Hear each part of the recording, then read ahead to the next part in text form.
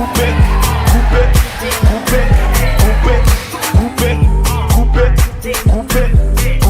Melanin Kings. How did it come about, and how's that going right now? You look at fitness as, okay, I want to lose 5 pounds. Okay, what if you get to that 5 pounds less? You lose that 5 pounds, then what? You know, making it part of your lifestyle. If you want to maintain that 5 pounds that you lost. Why is it important for you to inspire and motivate people about fitness?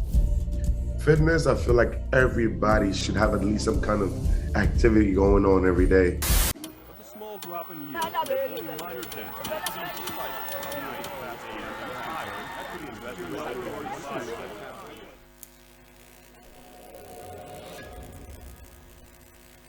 Welcome to Flyshikis TV. We are the only Afro media channel that's focused on unifying Africans and people of the diaspora.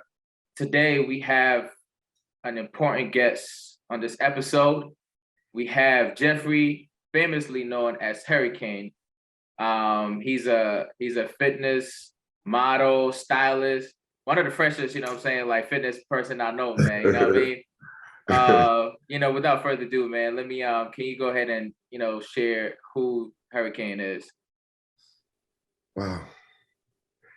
It's a lot. What's up, y'all? My name is Jeffrey, probably known right. as Harry Kane, fitness professional, fitness model.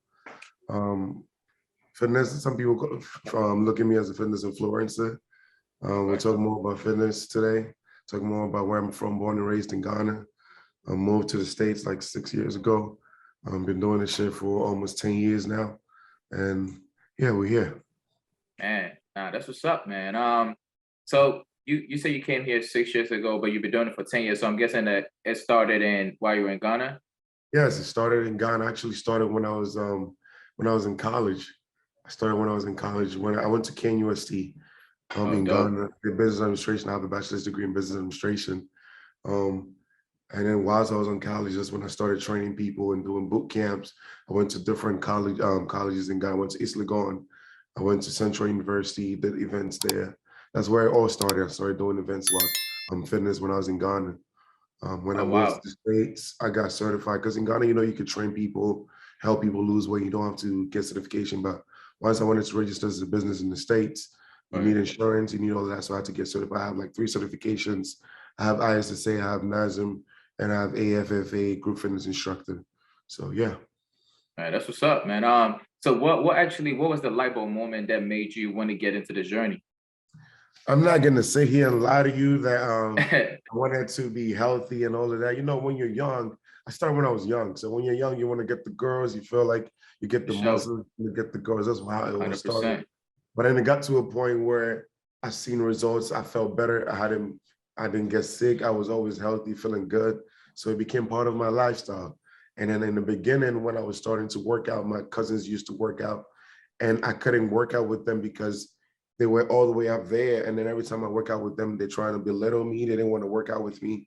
So I know how the struggle is when you're trying to work out and you don't have nobody to help you. That's one of the reasons why I became a trainer, so that I can help people to get started.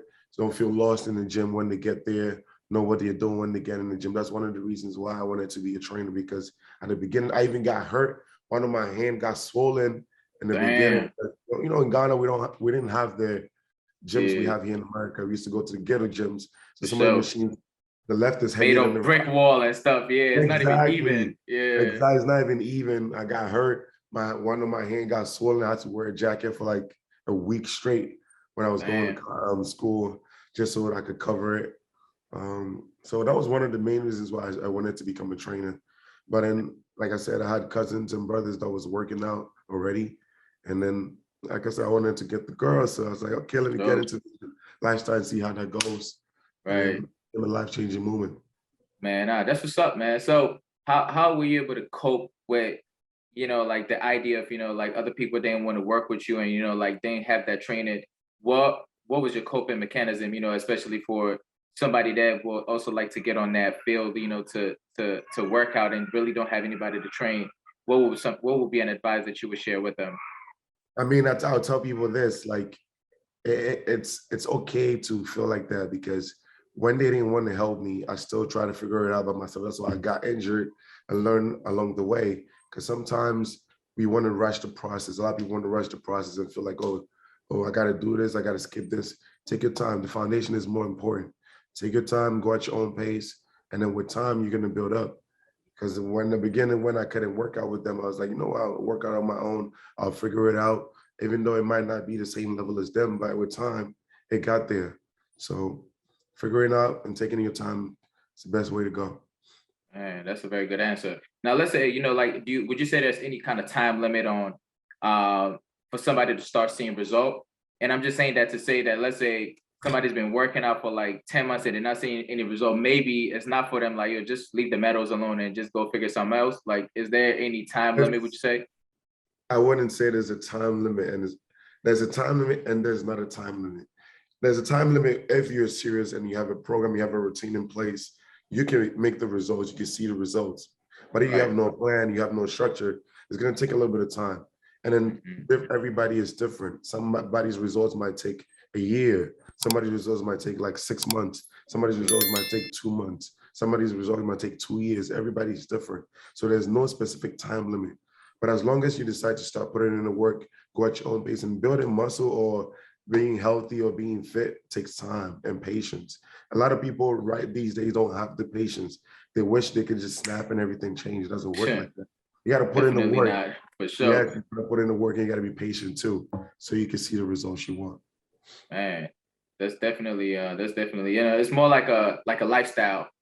You know, I think that, you know, mostly, you know, we go in there and like, man, I just saw this person, you know what I'm saying? He looks really good, looks swole, you know what I'm saying? They're thinking that it's just going to be something that I could just go lift the muscle and it's just going to be that. But one of my famous words is fitness is not a destination, but a lifestyle. If you 100%. look at fitness as, okay, I want to lose 5 pounds. Okay, what if you get to that 5 pounds less, you lose that 5 pounds, then what? You know, making it part of your lifestyle. If you want to maintain that 5 pound that you lost, you got to keep doing it. Stay consistent with it. Make it part of your routine. A lot of people look at fitness as a destination, and that's what the problem is. If you make it part of your routine, it's easy to follow. But if you want to lose a certain amount of weight, and it can be discouraging.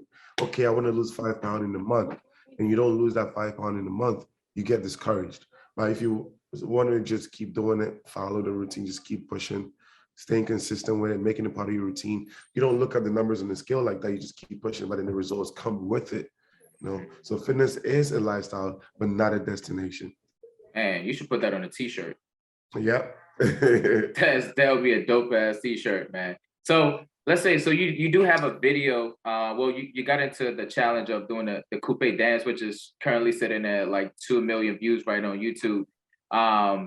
What is the story behind that?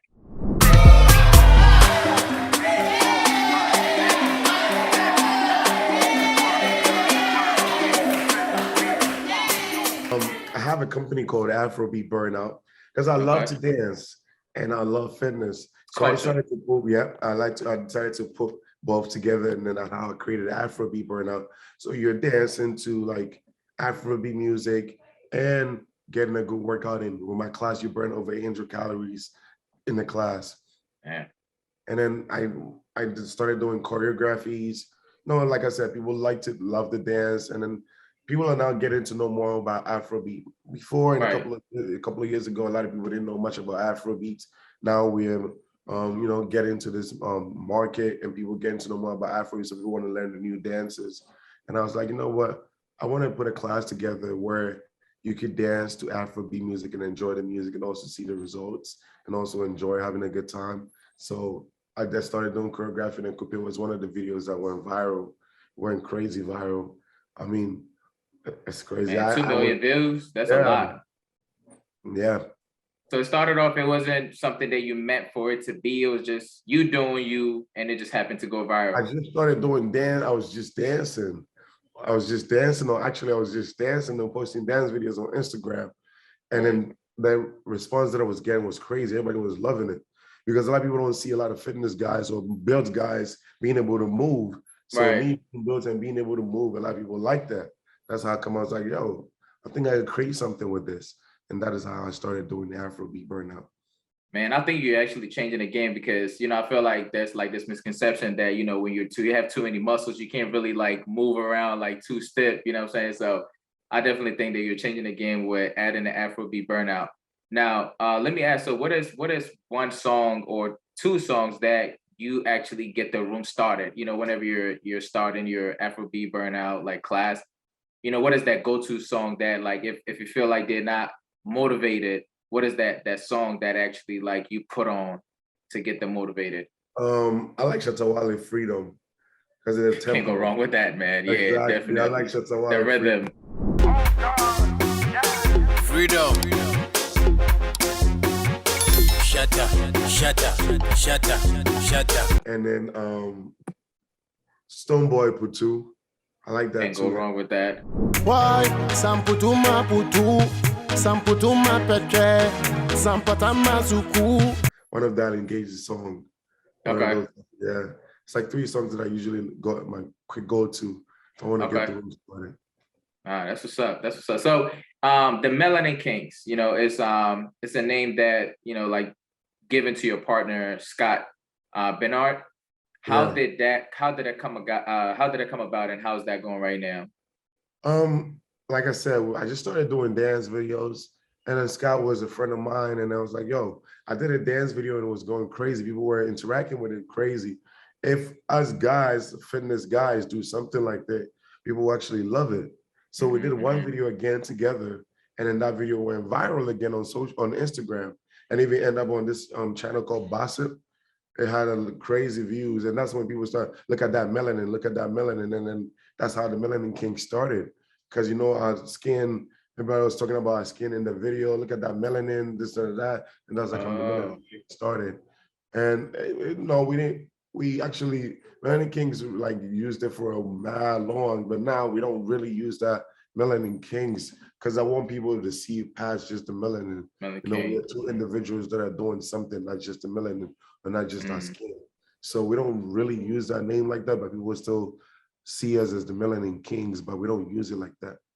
Man, it just sounds like, man, you're just living in purpose and things just be going viral. Like it Yeah, just keep aligning for you. I'm just having a good time. I love this shit. I've been doing this for mad long, and it's like, you know, when you have passion for something, like even it got to a point, I wasn't even speak to my dad because my dad wanted me to be, you know, work in the bank, be a bank manager or something like that. I did it. That's how come I did business in college. Right. And then when I found fitness and I was doing it, it was a little mad. Like I took you to school to study. Now you want to be a gym instructor, and but now he's happy because I'm happy. I'm doing what I love. And he's brave. He's like, oh, my son is a celebrity trainer in America. But that still isn't done. So yeah. That's what's up. It was actually my next question, you know, especially, you know, African parents is either you're gonna be a doctor, an engineer, anything else, you cannot, like you can't, like it's a whole fight. So it was actually my next question, like, you know, how was that for you? You know, I mean, did you have to like, you know, kind of sneak around and go do what you have to do, you know, like not doing homework and that kind of thing? It was hard at the beginning, like I was saying. But the thing is, you know, in Ghana, when you're in college, you stay on campus. So I wasn't really staying with my parents because I was on campus studying. So everything that I was doing there, I mean, he would come here and there and then visit, and then he would go off because people were showing my Facebook videos I was going out on Instagram. This was the Sunday. You know how African parents are. Yeah, and he probably sees you like, man, you keep getting big. Like, what are you doing? Are you learning or are you doing something else? Like, exactly. It's like you spend all your time in the gym and this and that. But like it got to a point, like I said, he wasn't even talking to me. Like he was mad at me because it's like, yo, I want you to be in school to focus and study, but then you over here training people, being in the gym all the time. This is that I'll be seeing the videos. I'm like, I still find time to study. It's just about balancing my time and figure out how to make it happen. But don't worry about it. This is something that I love to do. So at the beginning it was hard. He was mad as hell. But like I said, with time and once that I moved to America, even moving to America also, he didn't like the idea. Like, why would I move and then decide to just do fitness and not do anything else? Or even to this day, sometimes he asks me, so are you going to do something else? Are you going to go to school for something else? And like, what I want to do. So it had to get to a point where he had to be okay with it because this is what I choose to do. And I'm doing great and I'm loving it. So he sees that I'm enjoying it. I'm happy doing it. So now things are actually better. I think it's just the kind of age we're in now. You know, obviously social media wasn't big back then. So Yeah. they're not used to that. And, it's like back then you got to get the 9 to 5. You got to get the, I'm the telling you. engineering and stuff, so Yeah. it's Why you always definitely got your shirt off? Why you always got your right. shirt off? Put some shirt on. Yeah. Yeah. But So now, like, why? my dad, my mom, they all follow me on Instagram, so I gotta be mindful of what I post. But Oh then they see man. yeah, they all Do follow they me. comment on your stuff, like on your Yeah, stories? they be watching they don't be commenting like, hey, why this picture? Hey, my mom was like, this is too heavy for you to be lifting. And I'm like, oh, it's good. It's like, it's too heavy, you're gonna break your back. Oh yeah, I could definitely see that. Like, nah, Yeah, you're she's like, gonna you're break gonna a break muscle your or back. I don't something. want you to hurt yourself. Right. I'm like, I'm good. Yeah. And that's what's up, man. So what is why is it important for you to inspire and motivate people about fitness? Fitness, I feel like everybody should be at least should have at least some kind of activity going on every day. Because fitness is it's like the good medication you don't have to pay for. As long as you're staying active, you can avoid a lot of things, and especially in the Black community, because we have this thing about around fitness, even in Ghana. Let me start from Ghana first. When I started working out, and now like I have a lot of people in Ghana working out doing fitness, and then people have this misconception like you don't. All guys do like you just in a gym lifting weights. You don't want to go get a job, this and that. But there are people doing fitness that are making money out of. I'm doing great. I'm a businessman. Like I own a company called I own a company in the fitness industry. So that is where my job come from. But a lot of people have this misconception about, oh, all you do is just be in the gym, and then you're wasting your time and you're not doing this, you're not doing that. But if we put me and that person that is talking about, oh, I'm wasting my time in the gym, I'm probably healthier. They're dealing with obesity, dealing with a lot of stuff that they don't even know about because they're not active enough. And people got to know this, like the obesity thing is like right now, it's crazy. It's going to keep going up. And in the Black community, it's worse. And Definitely. we got to focus on, exercising more, eating healthy. Like if you come into our community, that's where you see the fried chicken stores. You go into White Road, you see Trader Joe's, you see Whole Foods. When it comes to that, you get into you come to the Black community, you see liquor stores right around the corner. You see Kennedy Fried Chicken right around the corner. You see all these fast foods. So we got to try to avoid these things and start eating healthy. Start living a healthy lifestyle, because it's going to help you a lot. And you don't have to deal with a lot of health issues and then all of that other stuff.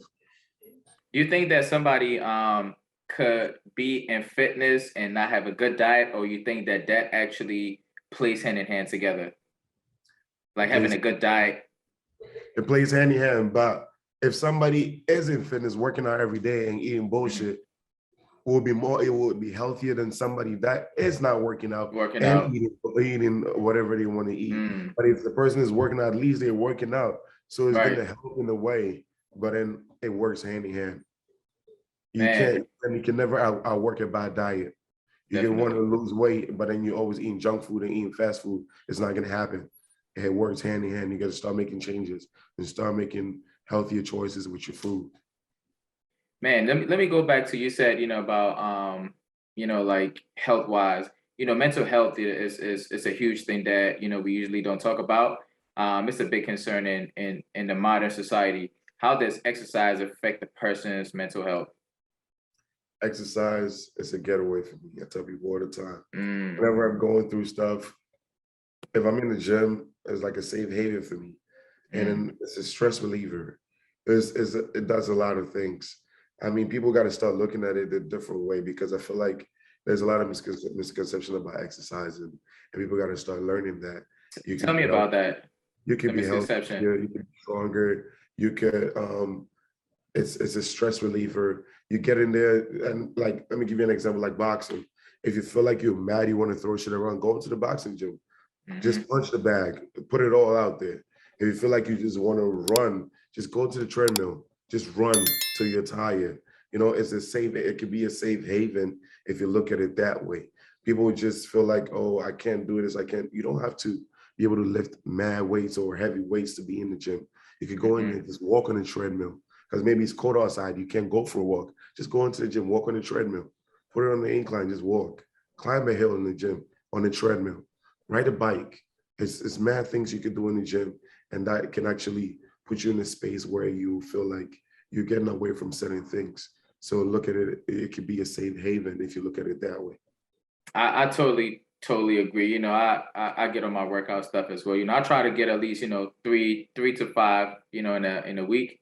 It's been a while since I've been in there, but it's definitely, you know, because I work full time, and you know, like I'm a property manager, and you know, I deal with residents, and you know, I don't know, for some reason a property manager is like a therapist, because people come and tell you their stuff, you know, and in my head I'm like, who's gonna listen to my stuff, you know?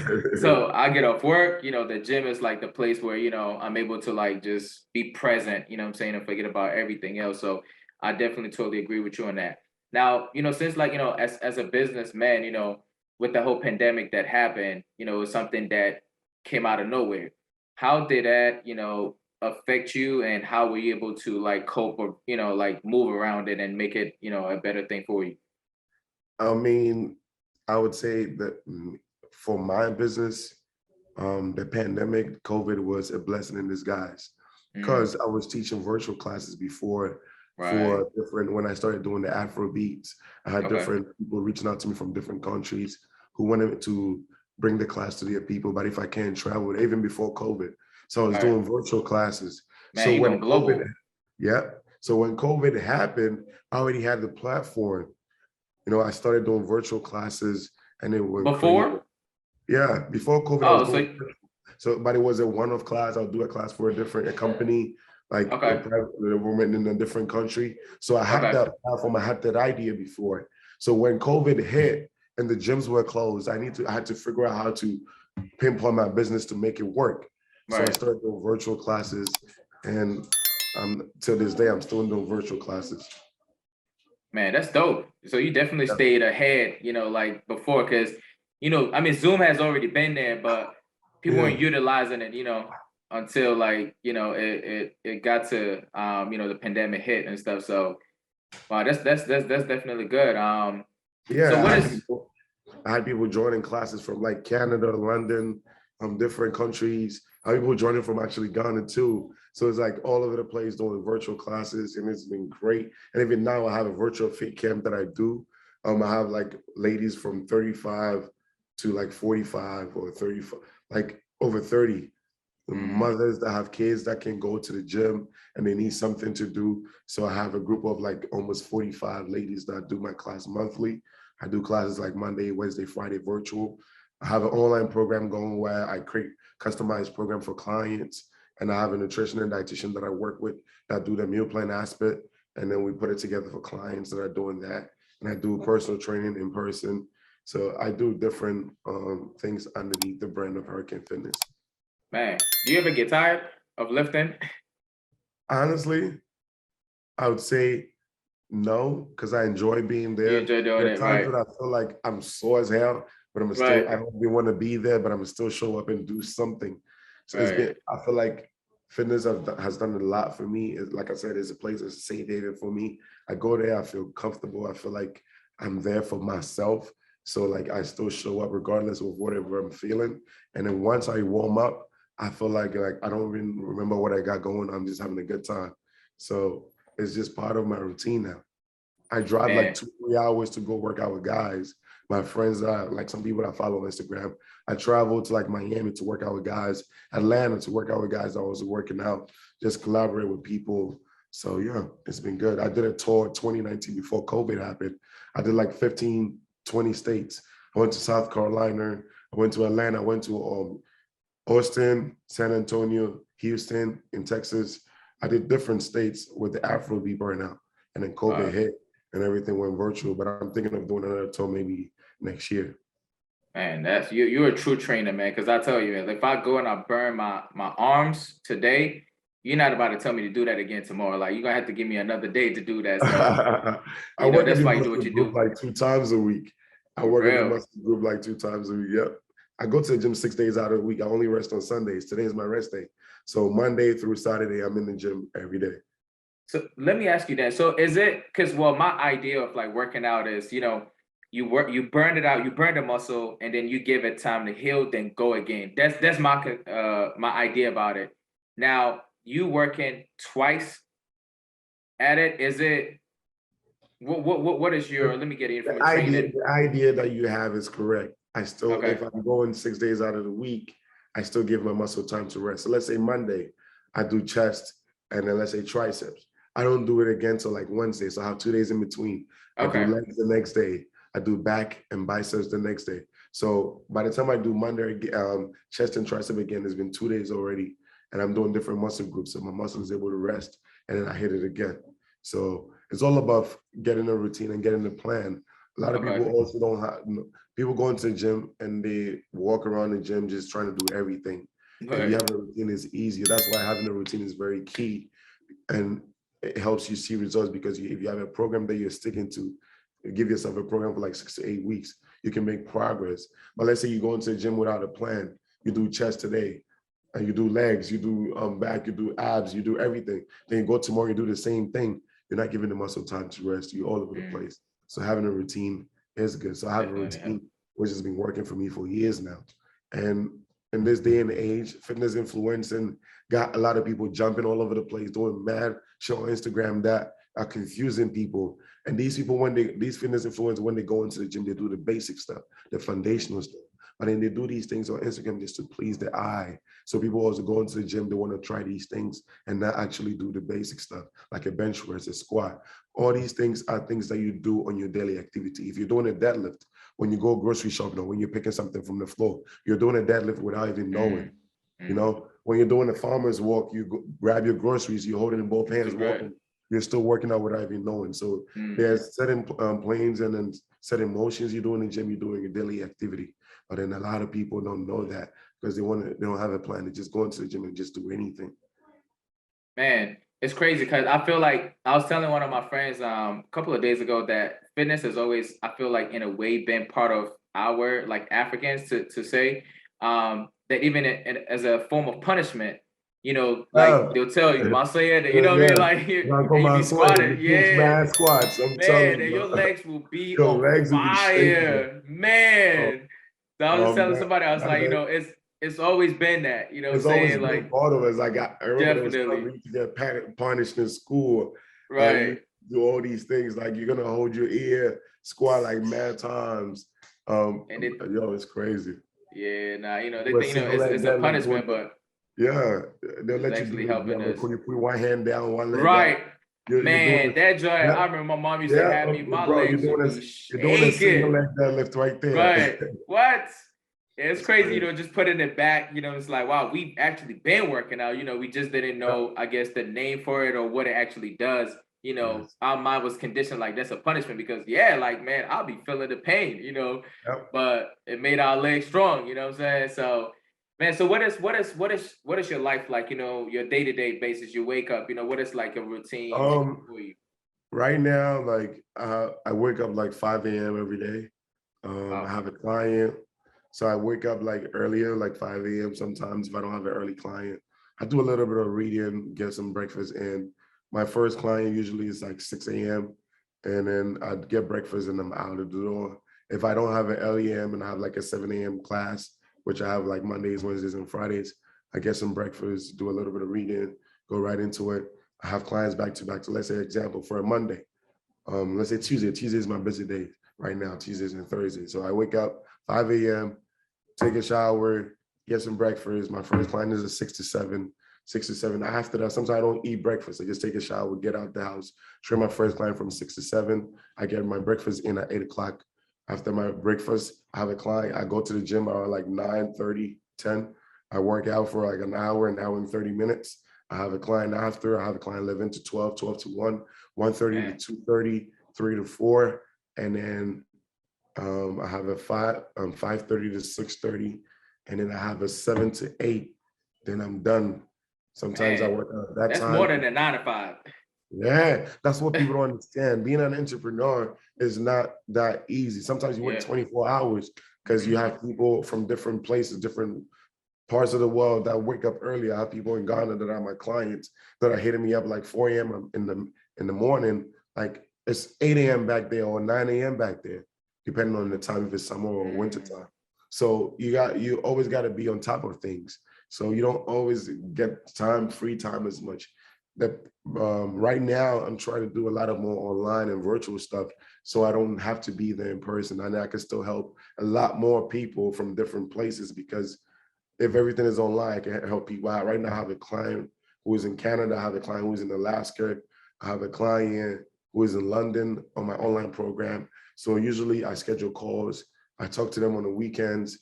We do check-in calls every 2 weeks. Hey, how's the program going?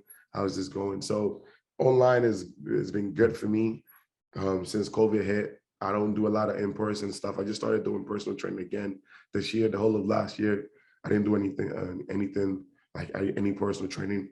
Everything was virtual. And then when it was summertime, I did some outside classes with the Afrobeat Burnout. But I'm trying to pivot more on the online aspect so that I can have more time. I love to travel. I want to be able to travel the world. That's one of That's definitely my dream too. Definitely, you know, and I feel like definitely once you find that purpose, you know what I'm saying, you're able to like walk within that, and it takes you, you know, everywhere. Yeah, now, yeah. how are you able to juggle like, you know, your personal and your business? How are you able to juggle both? It's all about planning. I feel like people need to plan. People don't plan as much or don't schedule stuff. My best friend right now is my calendar. I try to put everything in my calendar, schedule everything so it makes it easier, because it's a lot of things that I'm juggling. So if I don't write it down or don't schedule it, I forget. For sure. I forget certain things, so I try to write everything down. I mean, certain things I forget. It's okay to forget sometimes. I'm human. But to avoid that, I write things down. I put things down in my calendar so that I don't forget. And I plan my time a lot. Like I told you, I literally told you my whole schedule on Tuesday. Yeah. I have together, so everything is planned out. So it makes it a little bit more easier. And then there's this misconception that, oh, you can, once you're doing fitness, you're either all in or all out. You can't do fitness and do other things. I love fitness. It's part of my routine, but I also like to have a good time. That is why I'm into like throwing parties with my friends. And like this weekend, we're doing parties all weekend for Ghana's independence. We throw events. So I have spend time with family. I spend time with friends. I go and visit my family, make sure everybody's good. I was in Ghana last year in September for a whole month, because I was doing virtual and online stuff. So I can do still anywhere. Yep. And then still teach my class. Even though, you know, in Ghana, internet is not the internet. It costs a lot.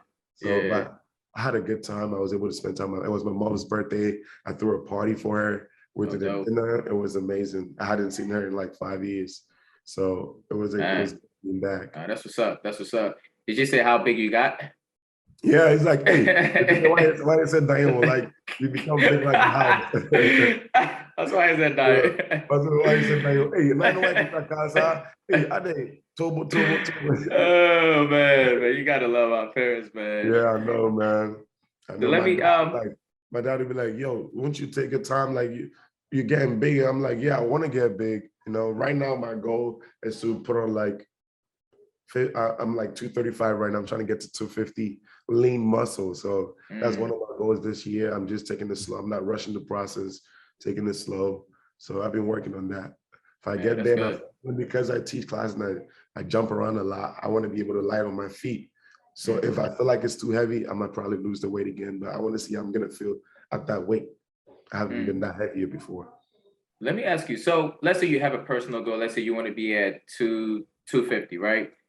Let's say if you get a 250, how are you able to maintain that 250 and not, let's say you don't want to be at 260. How do you keep that maintenance like on there? It's all about figuring out how much calories your body needs on a daily. Man, how do you do that?